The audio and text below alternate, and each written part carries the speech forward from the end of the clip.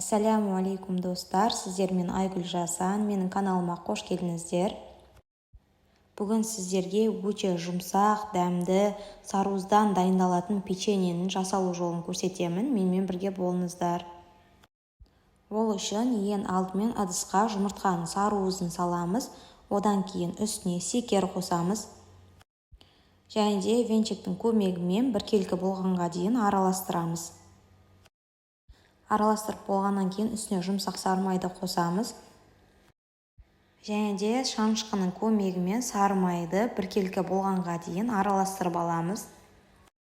Егер сары майыңыз тоңазытқышта болған болса, оны микротолқынды пеште 10 секунд көлемінде ерітіп алсаңыз жеткілікті.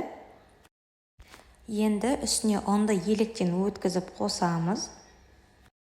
Және де қопсытқыш саламыз, одан кейін лимон не болмаса апельсиннің қабығын қосамыз. Және мен грек жаңғағын қостым, ол міндетті емес. Және де барлығын жақсылап араластырамыз.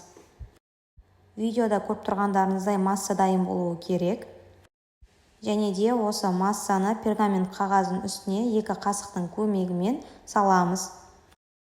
Не болмаса кондитерлік қаптың көмегімен салсаңыздар да болады. Міндетті түрде массаларды арасын ашып саламыз, себебі піскен кезде олар көтеріліп үлкен болып пісіп шығады. Осы печеньеге қажетті барлық ингредиенттерді мөлшерімен видеода және де видеоның астында описаниеде міндетті түрде жазып кететін боламын.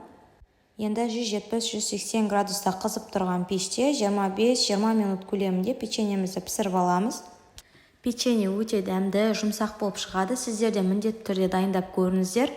Видео ұнаған болса лайк басып, пікір қалдырып, және де міндетті түрде мен каналыма тіркелуге ұмытпаңыздар. Сіздермен бірге болған мен Айгүл Жасан, назарларыңызға рахмет.